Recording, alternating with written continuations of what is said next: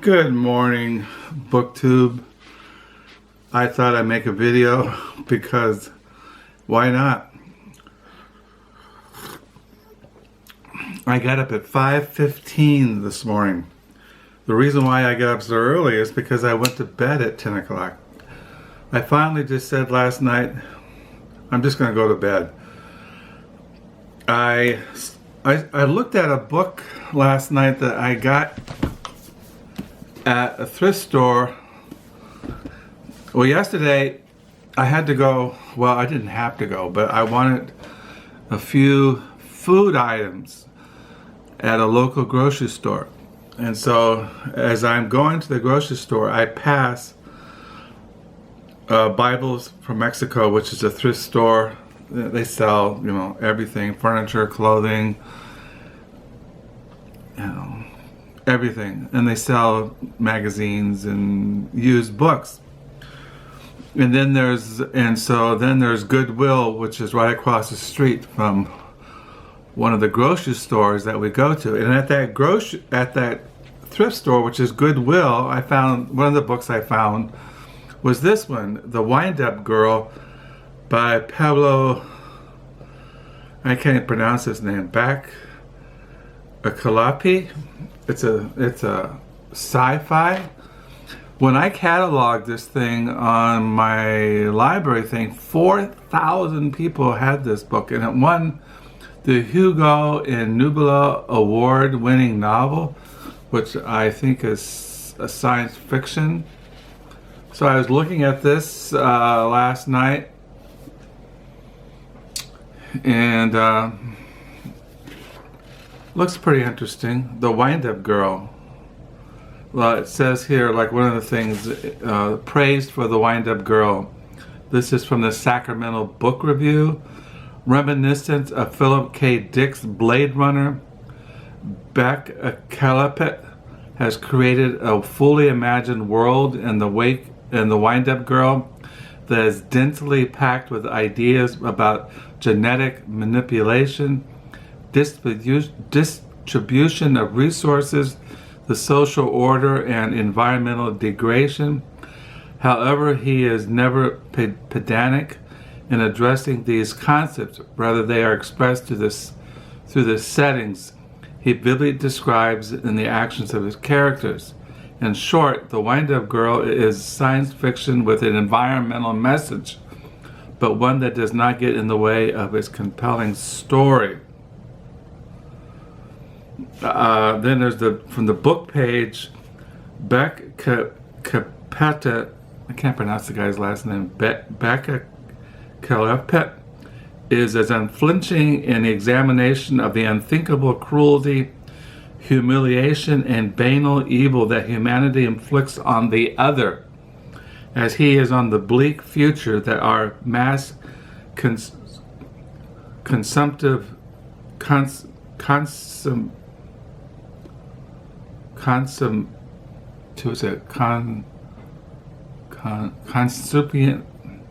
it's like consumption society will eventually unleash. In his fictional vision, there will be no miraculous rescue from our immoral or environmental sins. The Windup Girl will almost certainly be the most important sci-fi novel of the year for its willingness to confront the most cherished notions of genre, namely that our future is bright and we want to overcome our selfish, cruel nature. Anyway, it had all these great little blurbs, and it was only 50 cents. I think it was, yeah. So I bought that.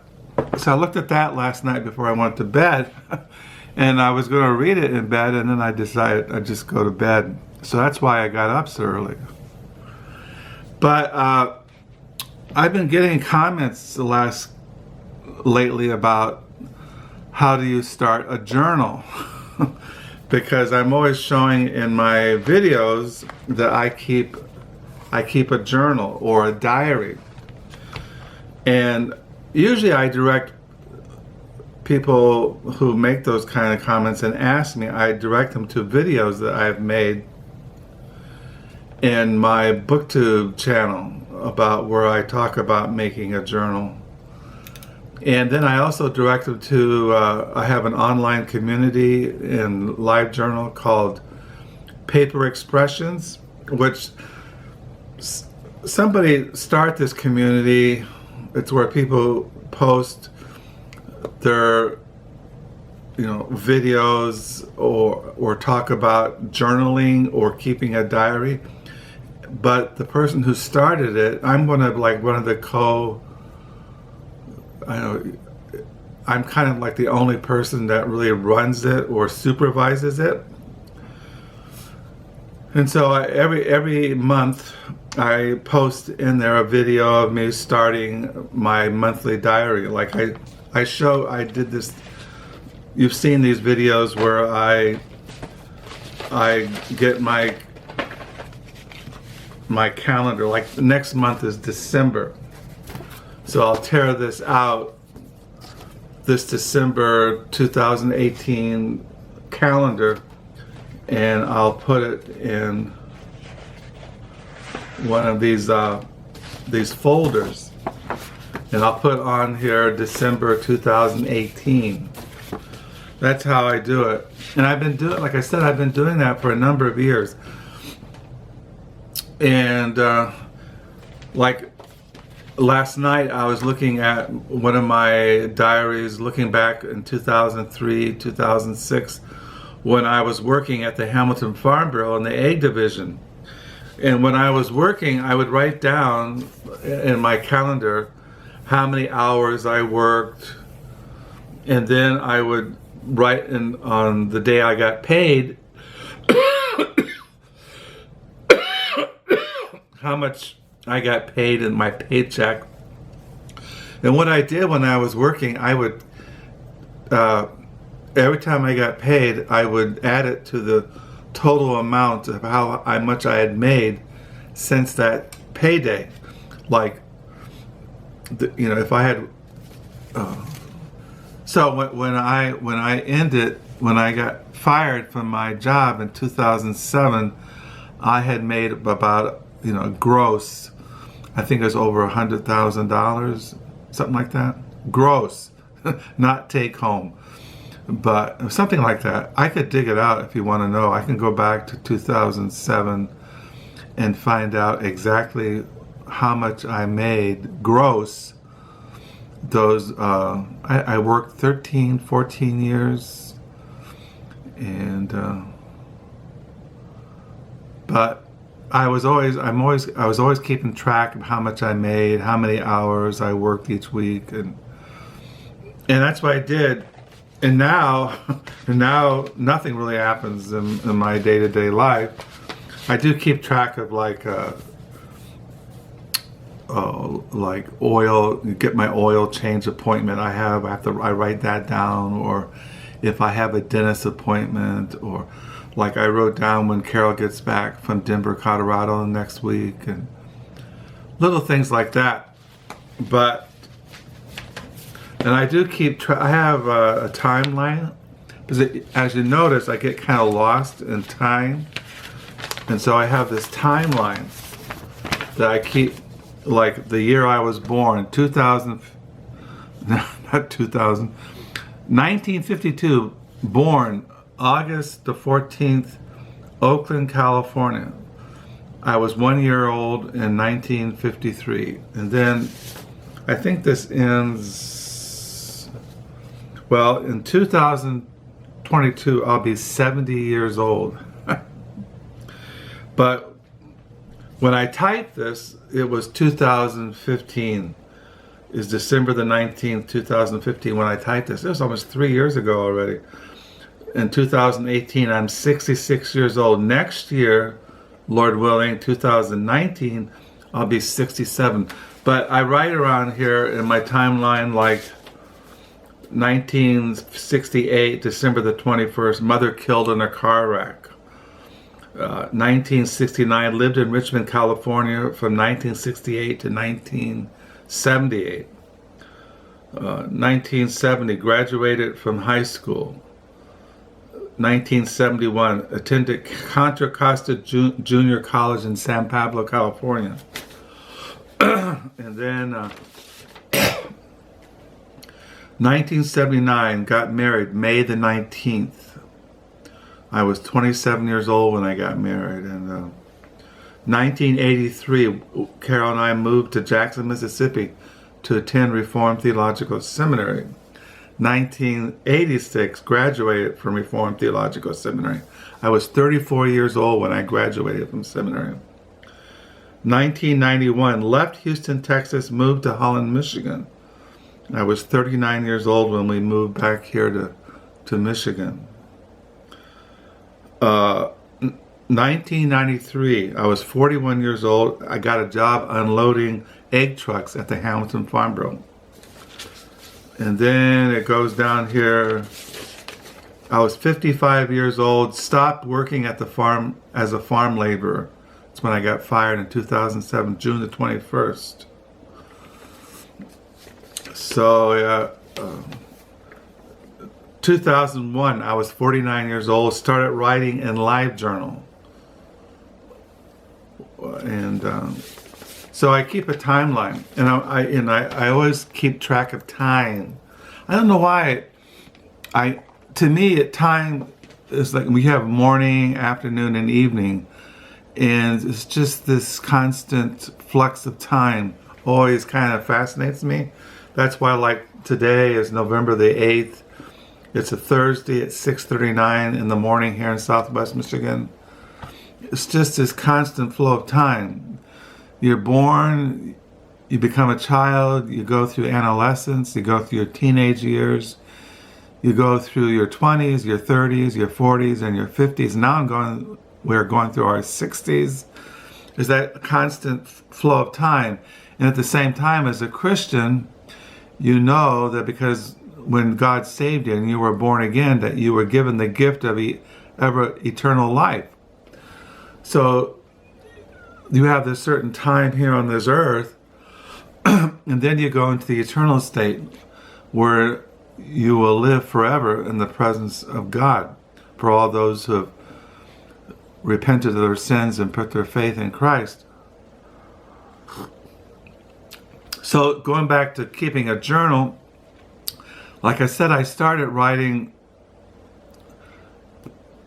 when I was like in 12th grade in about 1968. Now, as I've said many times in these videos, I didn't write every single day when I was in high school, or I know that when my first year of college at Contra Costa Junior College, I had a psychology class, and one of the class requirements is that you had to keep a journal, and and of course your professor would read it, and then you would sit down, and my professor was a woman in my first year of junior college after high school, and she would read your journal, and then you would have a little talk session.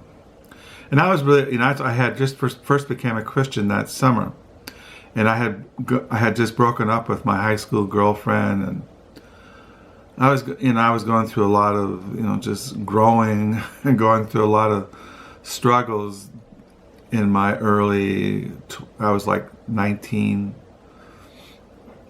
Yeah, I was about 19, 20 years old. And I had a diary then, and then about 1971, 72, 73, I wrote, but not every single day.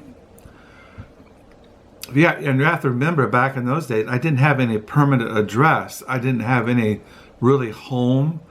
I mean, I didn't really have any place to store a diary. And I think I've mentioned that back in those early days, I stored my diary underneath the house of my first foster parents, in an old trunk that you'd buy at a Penny's store. What I would do is I would go there and I would put what I had written in this like trunk underneath my foster parents' house. And then when I joined this church in Berkeley, and they had a storage room. And I moved him there into this like storage room at this church. But then the church had a fire one time. It was a really small little Orthodox Presbyterian church. So at that time, I had a girlfriend, and we drove to Berkeley where the church was, and I got my diaries were not burnt. It was not really a major fire, just a small little fire.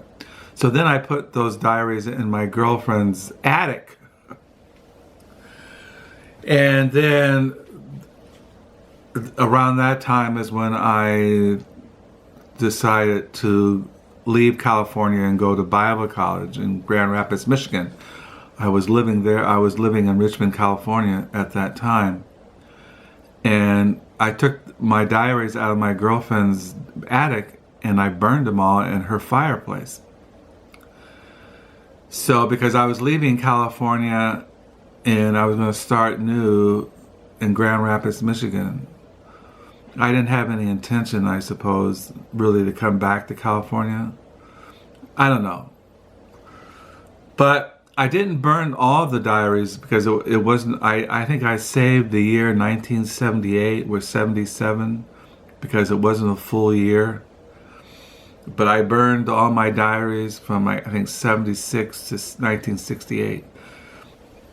And I burned everything. I mean, as I mentioned, I kept all kinds of stuff besides journals, underground newspapers, anti-war pamphlets, my conscious objector material, letters, photos, all kinds of crap. It took me a long time to burn it all. But down in the lower level, I have I have containers of all my diaries from 1978 to November the 8th, 2018. I mean, I collect magazines, tons of stuff to document my life on this earth. So, but what you got to do is that you just got to sit down and write. And I remember you have to find your voice. The more you write, the more you sit down, the more you get comfortable with your own inner voice. And that you can, when I first started writing, it was very difficult because you have all these competing voices outside your head. You have to achieve self-knowledge.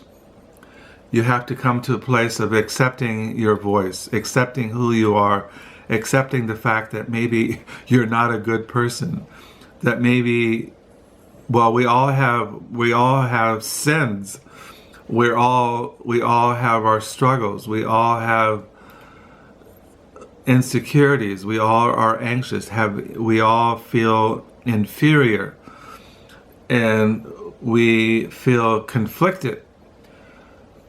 And to face that, sitting down when you're writing is not always an enjoyable experience. But write it down. You don't have to. I've been married going on 40 years. My wife has never read my diaries. She has no interest. And but you might be around people that you don't want to read your diaries, and so get a trunk with a lock on it, or find some way where you can get a safe or get a strong box or something if you want to keep it all personal. But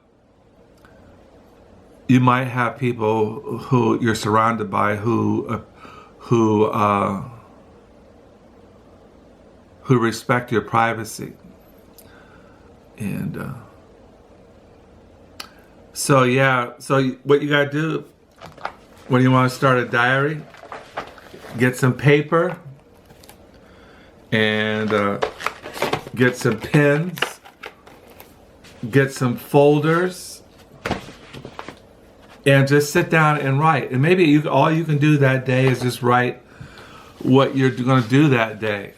Or then you can write, as I've mentioned, I wrote for a while every single memory that I could remember from the time I was born up until the birth of our first child. I wrote down every single thing I could remember up until that point. And things like that, write about your life, maybe you write about the life of your parents or your grandparents, or do book reports. I mean, I just grabbed these books this morning. This is a book called Offbeat. This is called Offbeat, Collaborating with Kerouac by David Amram. Read a book like this and do a book review. Or these are Empty Phantoms, Interviews and Encounters with Jack Kerouac. He was called the Great Rememberer.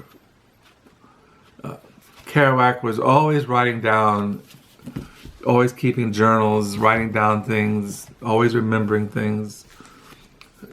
Be a hermit. Hermits are known to be writers.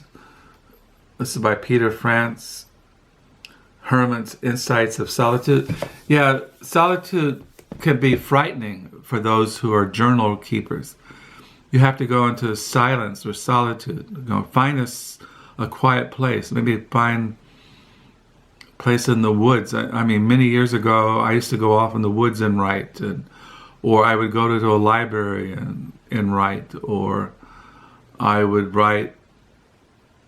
Sometimes I would just write sitting on a bench in UC Berkeley and just writing what I was seeing around me as I was on University of California, UC Berkeley campus. Henry Miller, he kept a journal. This is Genius in Lust, A Journey Through the Major Writings of Henry Miller by Norman Mailer.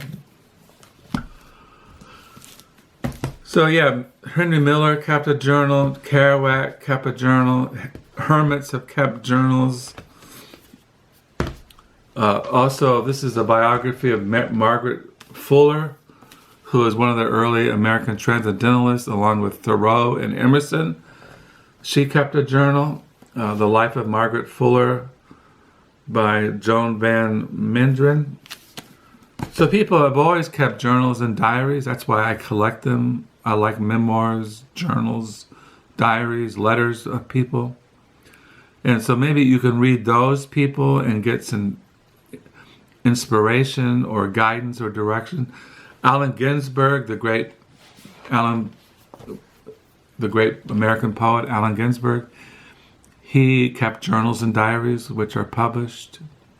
So you can read those and get some inspiration or some thoughts about how to keep a journal or a diary.